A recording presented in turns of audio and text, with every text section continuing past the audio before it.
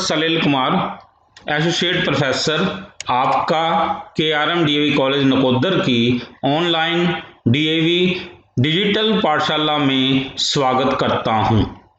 हम इस वीडियो में महाकवि भर्तृहरि द्वारा लिखित नीति शतकम की सूक्तियों की सप्रश्न व्याख्या प्रस्तुत कर रहे हैं। गुरु नानक देव यूनिवर्सिटी अमृतसर के संस्कृत विषय के लिए 1 से 50 श्लोकों के अंतर्गत दी गई सूक्तियों की सप्रश्न व्याख्या करने को कहा गया है।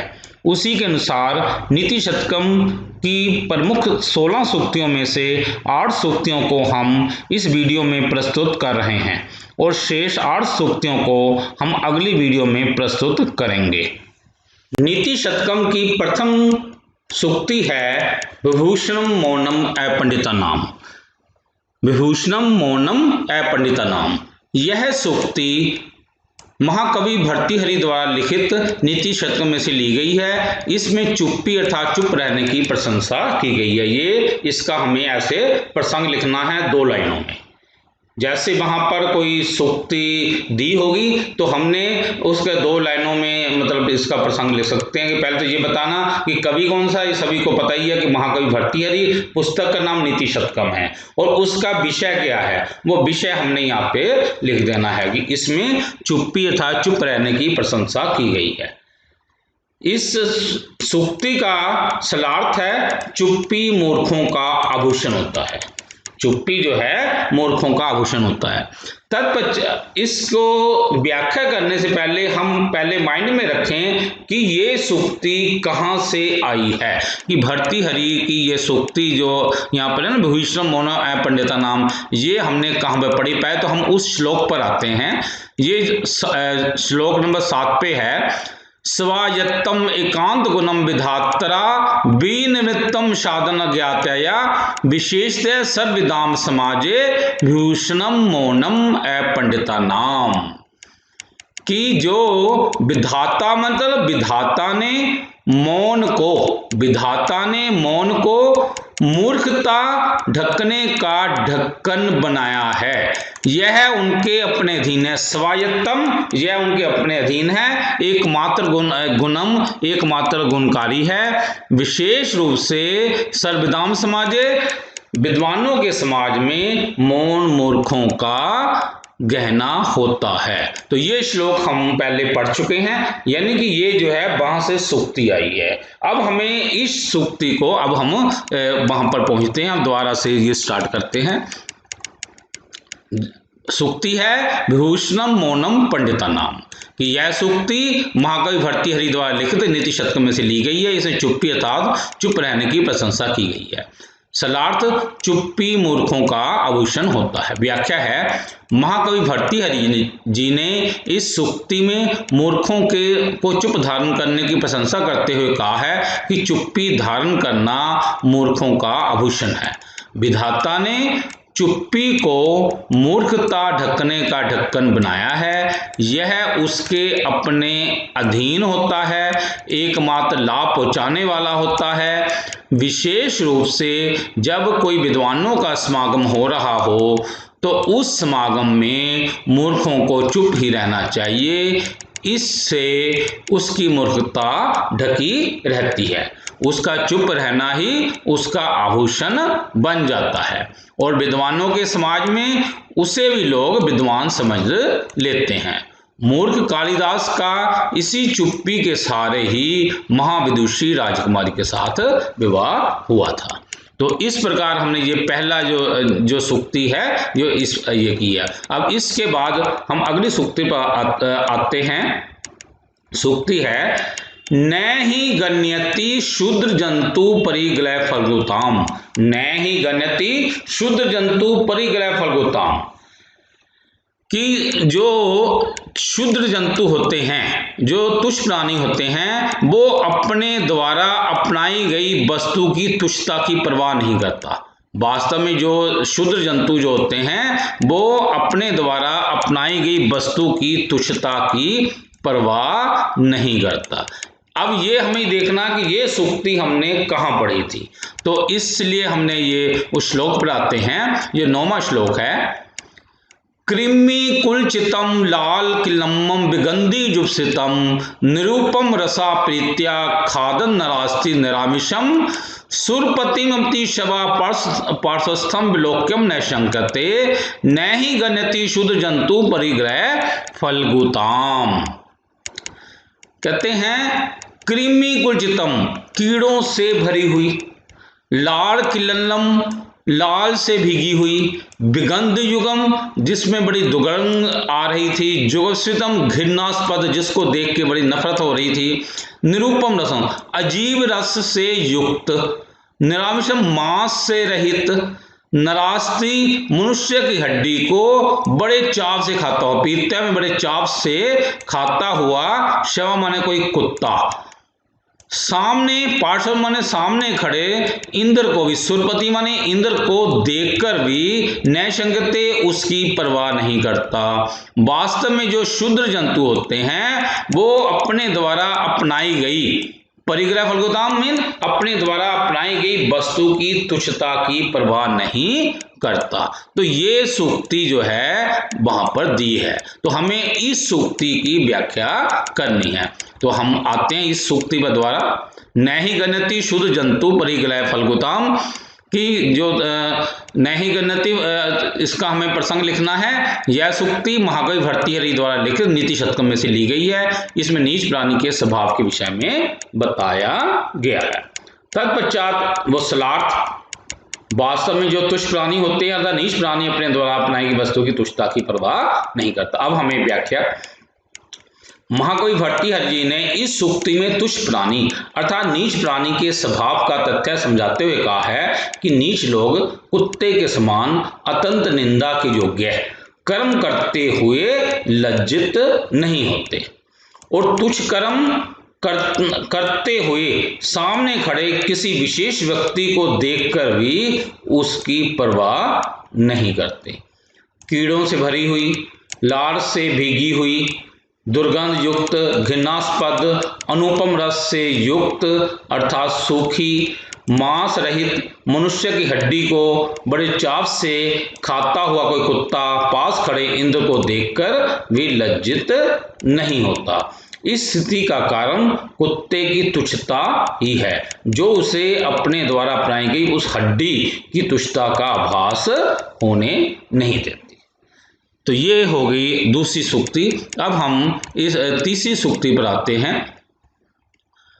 विवेक भ्रष्टा नाम भवती विनिपात सन्मुख है।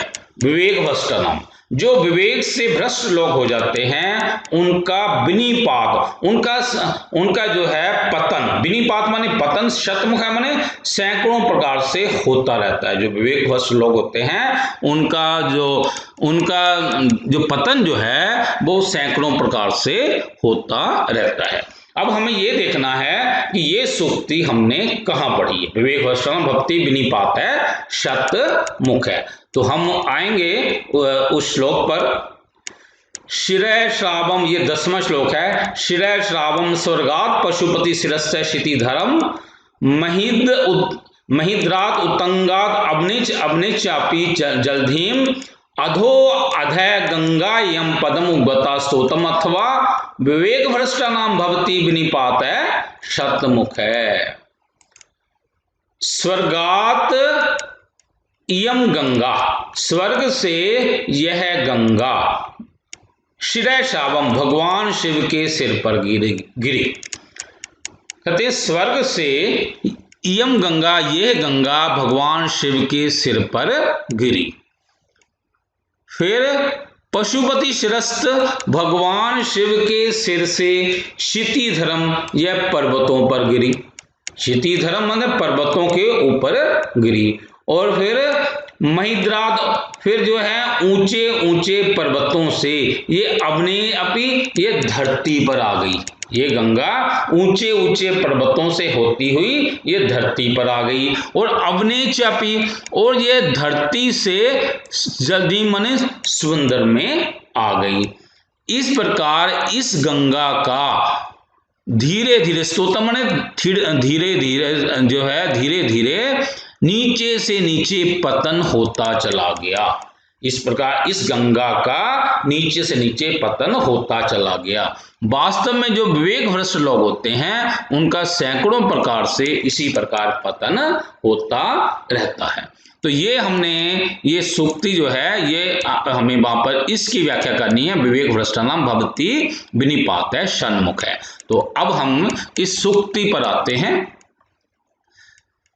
यह सूक्ति महाकवि भर्तृहरि द्वारा लिखित नीति शतकम में से ली गई है। इसमें विवेकहीन व्यक्तियों के अनेकों बार होने वाले पतन अर्थात गिरावट के बारे में बताया गया है। सलार्थ है, वास्तव में विवेकहीन मनुष्यों के पतन अनेक प्रकार से होते रहते हैं। व्याख्या है, महाकवि भर्तृहरि जी ने इस सूक्ति में विवेकहीन व्यक्तियों के अनेकों बार होने वाले पतन अर्थात गिरावट के विषय का तथ्य समझाते हुए कहते हैं कि विवेकहीन व्यक्ति बार बार एक के बाद दूसरी भूल करते जाते हैं और उन्हें इस बात का एहसास भी नहीं होता। यानी कि एक बार बार वे भूल करते रहते हैं और इस बात का उन्हें एहसास भी नहीं होता कि उनका धीरे धीरे पतन होता जा रहा है। विवेक भ्रष्ट लोग होने पर उन्हें अनेक प्रकार के शारीरिक कष्टों और मानसिक कष्टों को भी झेलना पड़ता है और वे अनेकों प्रकार की विपत्तियों का भी शिकार हो जाते हैं। जैसे यह गंगा पहले स्वर्गलोक से शिव के सिर पर गिरी, फिर पुनः शिव के सिर से यह हिमालय पर्वत पर गिरी, फिर ऊंचे हिमालय से ये फिर पृथ्वी पर गिरी, पृथ्वी से ये बहती हुई समुद्र में जा मिली। इस प्रकार इस क्रम में यह नीचे से नीचे स्थान में गिरती रही और इसका पतन होता रहा। वास्तव में विवेकहीन मनुष्यों का पतन इस प्रकार अनेक प्रकार से होता रहता है।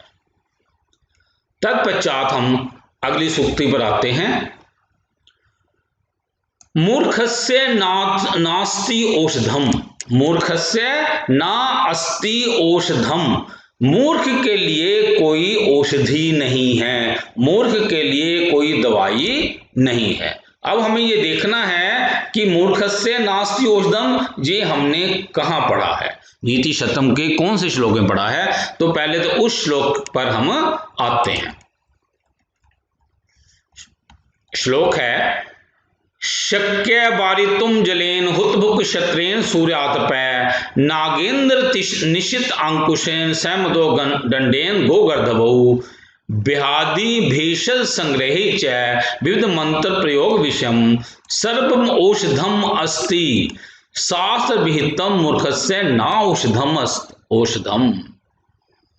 कहते हैं जलेन हुतभुक जलेन वारितुम, हुतभुक माने आग को, आग को जल से काबू किया जा सकता है, आग को जल से काबू किया जा सकता है। क्षत्रेन सूर्यातपा, सूरज की गर्मी को, सूरज की जो तपन है, जो उसकी सूरज की जो गर्मी है उसको क्षत्रेन, उसको छाते से काबू किया जा सकता है, मतलब उससे बचा जा सकता है, सूरज की गर्मी को छाते से बचाया जा सकता है। निशित अंकुश, तीखे अंकुश से मस्त हाथी को काबू किया जा सकता है, नागेंद्र माने मस्त हाथी को निशित अंकुश तीखे अंकुश से काबू किया जा सकता है। तथा दंडेन गोगर्धवौ, बैल और गधे को, गौ मीन बैल, गधा माने गधा, बैल और गधे को डंडे से काबू किया जा सकता है। व्याधि वेषज संग्रह, विभिन्न प्रकार के रोगों को, व्याधि माने रोगों को, विभिन्न प्रकार के रोगों को दवाइयों के संग्रह से काबू किया जा सकता है। भेषज संग्रह में दवाइयों का संग्रह से काबू किया जा सकता है। तथा विविध मंत्रों प्रयोग विषम, विष आदि को, मतलब सांप बिच्छू आदि के विष को विभिन्न प्रकार के मंत्रों के प्रयोग से काबू किया जा सकता है।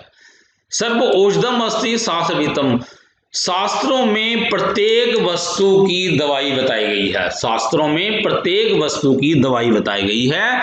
मूर्खस्य न औषधम, किंतु मूर्ख की कोई दवाई नहीं बताई गई।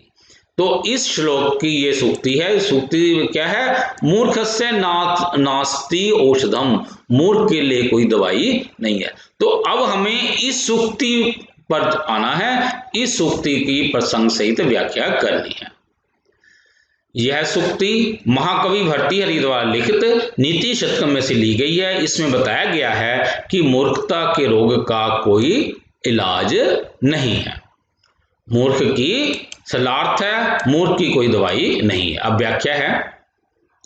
महाकवि भर्तृहरि जी ने इस सूक्ति में स्पष्ट रूप से कहा है मूर्खता का कोई इलाज नहीं। भर्तृहरि जी ने इस सूक्ति में स्पष्ट रूप से कहा है मूर्खता का इलाज नहीं कर सकता। मूर्खता का कोई इलाज मतलब मूर्खता का कोई इलाज कर ही नहीं सकता। यहां मूर्खता का अर्थ अनपढ़ता नहीं है, क्योंकि शास्त्रों को पढ़े लिखे लोग भी कई मूर्ख होते हैं। मूर्खता का अर्थ शिक्षा का अभाव न होकर यह समझ का अभाव है। वास्तव में किसी भी मूर्ख की मूर्खता सुधारने के लिए किए गए सभी उपाय व्यर्थ हो जाते हैं। इसलिए शास्त्रों में प्रत्येक वस्तु की औषधि बताई गई है, परंतु मूर्ख की कोई औषधि शास्त्रों में वर्णित नहीं है। यह समझाते हुए भर्तृहरि जी कहते हैं कि आग को पानी से शांत किया जा सकता है, सूरज की गर्मी को छाते से रोका जा सकता है, मत वाले हाथी को तेज अंकुश से काबू किया जा सकता है, गधे और बैल को डंडे से वश में किया जा सकता है, औषधियों के संग्रह से विभिन्न रोगों को दूर किया जा सकता है, सांप बिच्छू आदि के विष को मंत्रों के प्रयोग से काबू किया जा सकता है। शास्त्रों में इस प्रकार शास्त्रों में प्रत्येक वस्तु की औषधि है, परंतु मूर्ख की कोई औषधि नहीं है। तत्पश्चात अब हम आते हैं अगली सूक्ति पर। सूक्ति का नाम है विद्या विहीनो पशुने। विद्या विहीने, जो व्यक्ति विद्या से रहित है वह पशु है या पशु के समान है। विद्या विहीने पशुने, जो व्यक्ति विद्या से रहित है वह पशु है। अब हमें यह देखना है कि ये सूक्ति हमने कहाँ पढ़ी है। अब इस सूक्ति के लिए हम श्लोक पर आते हैं। श्लोक नंबर 20वां है ये। विद्या नाम नरस्य रूपम अधिकम प्रच्छन्न गुप्तम धनम, विद्या भोग करी यश सुख करी, विद्या गुरु नाम गुरु, विद्या बंधु जन विदेश गमने, विद्या परा देवता, विद्या राजसु पूजते न तु धनम, विद्या विहीन पशु। विद्या नरस्य माने मनुष्य का, विद्या मनुष्य का सबसे उत्तम रूप है, श्रेष्ठ रूप है। विद्या मनुष्य का सबसे उत्तम और श्रेष्ठ रूप है। विद्या प्रश्न गुप्तम धनम, ये छिपा हुआ, प्रश्न माने छिपा हुआ, गुप्त धन है, छिपा हुआ गुप्त धन है। विद्या भोग करी, विद्या भोगों को करवाने वाली होती है। यश है, यश को देने वाली होती है। सुख करी, सुख को देने वाली होती है। विद्या गुरुओं की भी गुरु मानी जाती है। विद्या बंधुजनों विदेश गमने, विदेश के समय, विदेश मतलब प्रवास के दौरान या विदेश में विद्या जो है वो बंधुजन के समान होती है, वो भाई बंधु के समान होती है। विद्या सबसे बड़ी देवता होती है। विद्या राजसु पूजते, राजाओं में विद्या की ही पूजा की जाती है, न तो धनम, धन की नहीं। जो विद्या से रहित है वह पशु है। विद्या विहीन है पशु, जो विद्या से रहित है वह पशु है। तो यहाँ पर हमें इस सूक्ति की व्याख्या करनी है, विद्या विहीन है पशु ने पशु। तो अब हम इसके प्रसंग पर आते हैं, फिर सलार्थ करेंगे, फिर व्याख्या जो है। विद्या विहीन है पशु, यह सूक्ति महाकवि भर्तृहरि द्वारा लिखित नीति शतकम में से ली गई है। इसमें बताया गया है जो विद्या से रहित है वह पशु के समान है। सलार्थ है जो विद्या से रहित वह पशु के समान है। व्याख्या है। महाकवि भर्तृहरि ने अपने नीति शतकम में स्थान स्थान पर विद्या और विद्यावान की बहुत प्रशंसा की है। इस सूक्ति के द्वारा कवि ने स्पष्ट रूप से कहा है कि जो विद्या से रहित है वह पशु के समान है। इस तथ्य को स्पष्ट करने के लिए भर्तृहरि जी ने विद्या ही मनुष्य का सबसे श्रेष्ठ उत्तम रूप है, स्पष्ट करते हुए उन्होंने कहा है कि विद्या ही मनुष्य सबसे बड़ा श्रेष्ठ उत्तम रूप है। विद्या ही अत्यंत सुरक्षित धन है तथा विद्या भोगों को देने वाली, यश और सुख को देने वाली है। विद्या गुरुओं की भी गुरु है। विदेश यात्रा में विद्या बंधुओं के समान सहायक होती है। विद्या सबसे बड़ा देवता है। राजाओं में विद्या पूजी जाती है, धन नहीं। जो विद्या से रहित है वह पशु है। तत्पश्चात हम अगले सूक्ति पर आते हैं। सूक्ति है सत्संगति कथ्य किम न करोति पुंसाम। सत्संगति कथ्य किम न करोति पुंसाम। पुंसाम माने व्यक्तियों के लिए, पुरुषों के लिए। सत्संगति व्यक्तियों के लिए क्या नहीं करती, अर्थात सब कुछ करती है। सत्संगति मनुष्य के लिए क्या नहीं करती, अर्थात सब कुछ करती है। अब हमें ये देखना है, ये सत्संगति कथ्य किम न पुंसाम ये कहां पर हमने पढ़ा है। तो अब हम इसके श्लोक पर आते हैं। ये 23वां श्लोक है। जाड्यम धियो हरति सिंचति वाची सत्यम मानुन्नति दिशति पापम अपाकरोति चेते प्रसादेति दीक्षु तनोति कीर्तिम सत्संगति कथ्य किम न करोति पुंसाम। जो सत्संगति है वो बुद्धि जाड्यम, वो व्यक्ति की बुद्धि की जड़ता को दूर करती है। जो व्यक्ति की बुद्धि की जड़ता को दूर करती है। सिंचती वाणी से, वाणी में सच्चाई लाती। वाची माने वाणी में सच्चाई लाती है। मान उन्नति दिशती, मान और उन्नति को फैलाती है। फिर पापम अपकरोति, पाप को दूर करती है। चेता प्रसादती, मन को प्रसन्न करती। चेता मीन मन को प्रसन्न करती है। दीक्षित तनोति कीर्तिम, दिशाओं में कीर्ति माने यश, दिशाओं में यश को फैलाती है। बताओ सत्संगति मनुष्य के लिए क्या नहीं करती। तो ये सूक्ति है। तो अब हम इस सूक्ति की प्रसंग सहित व्याख्या करेंगे। सत्संगति कथ्य किम न करोति पुंसाम। यह सूक्ति महाकवि भर्तृहरि द्वारा लिखित नीति शतकम में से ली गई है। इसमें सत्संगति अर्थात अच्छी संगत के महत्व को बताया गया है। सत्संगति मनुष्य के लिए क्या नहीं करती, अर्थात सत्संगति मनुष्य का बहुत उपकार करती है। व्याख्या है, महाकवि भर्तृहरि जी ने सज्जनों की संगति की बहुत प्रशंसा की है। इस सूक्ति द्वारा कवि ने स्पष्ट रूप से कहा है सत्संगति बुद्धि की जड़ता को दूर करती है, वाणी में सच्चाई फैलाती है, सम्मान और उन्नति को बढ़ाती है, पाप को दूर करती है, हृदय को प्रसन्न करती है, दिशाओं में यश को फैलाती है। बताओ सत्संगति मनुष्य के लिए क्या नहीं करती, अर्थात सत्संगति मनुष्य का बहुत उपकार करती है। तत्पश्चात हम अगले सूक्ति पर आ रहे हैं। सूक्ति है प्रारब्ध उत्तम जना न परित्यजन्ति। प्रारब्धम उत्तम जना न परित्यजन्ति, यानी कि उत्तम श्रेणी के लोग, उत्तम जना, उत्तम श्रेणी के लोग प्रारब्धम आरंभ किए गए कार्य को न परित्यजन्ति नहीं छोड़ते, बीच में नहीं छोड़ते, अर्थात पूरा करके संपन्न करके कार्य को छोड़ते हैं। जो उत्तम लोग हैं वो आरंभ के कार्य को बीच में नहीं छोड़ते, अर्थात पूरा करके ही छोड़ते हैं। अब हमें ये देखना है कि ये सूक्ति जो है कौन से श्लोक की है, हमने कहां पढ़ी है। ये 27वां श्लोक है।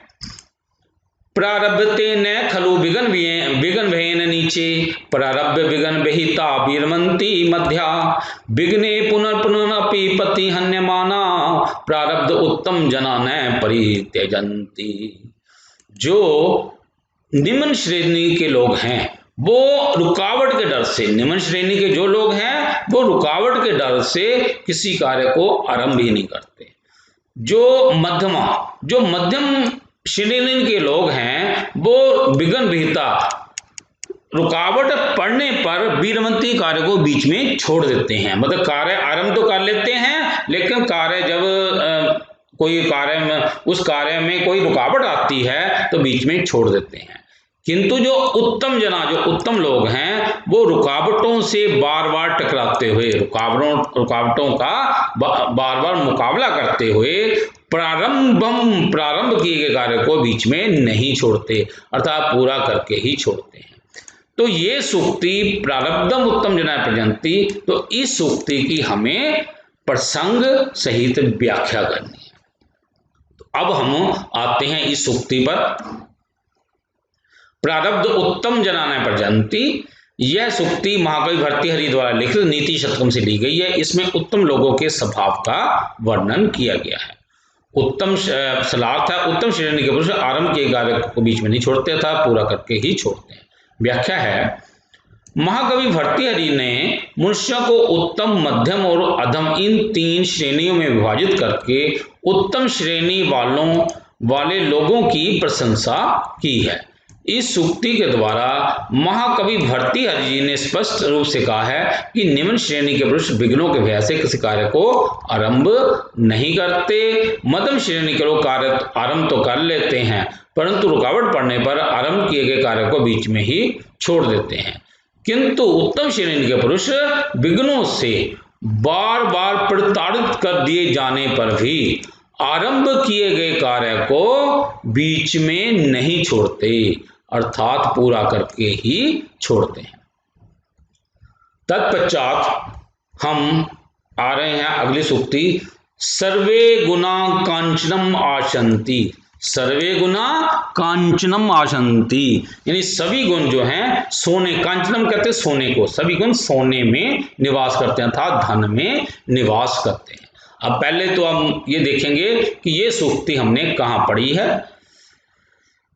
यस्य अस्ति वित्तम सा नरः कुलीनः, सा पंडिता सा श्रुतवान गुणज्ञै, सा एव वक्ता च दर्शनीय, सर्वे गुणा कांचनम आशंति। यस्य अस्ति वित्तम स नरः कुलीनः, जिसके पास धन है।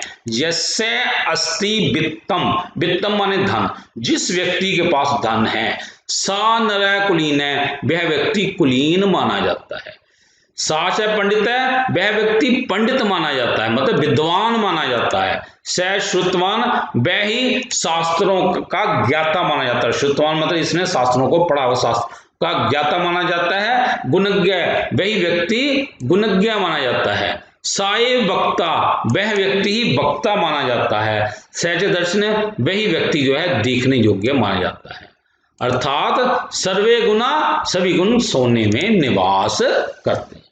तो ये सूक्ति है सर्वे गुणा कांचनम आशंति। तो इस सूक्ति का हमें प्रसंग, सलार्थ और व्याख्या अब करनी है। तो ये देखो, अब यह सूक्ति महाकवि भर्तृहरि द्वारा लिखित नीति शतकम में से ली गई है। इस सूक्ति में धर्म के महत्व को दर्शाया गया है। सारे गुण सोने में निवास करते हैं, यह था सलार्थ। अब व्याख्या है, महाकवि भर्तृहरि जी ने धन की महिमा की प्रशंसा की है। इस सूक्ति में स्पष्ट रूप से कहा है कि धन के प्रभाव से मनुष्य वही बन जाता है जो वो नहीं होता। इस तथ्य को स्पष्ट करते हुए महाकवि भर्तृहरि जी ने कहा है, जिस मनुष्य के पास धन है वही मनुष्य कुलीन, वही विद्वान, वही शास्त्रों को जानने वाला, वही गुणवान, वही उत्तम वक्ता और वही देखने योग्य होता है। वास्तव में सभी गुण सोने में निवास करते हैं।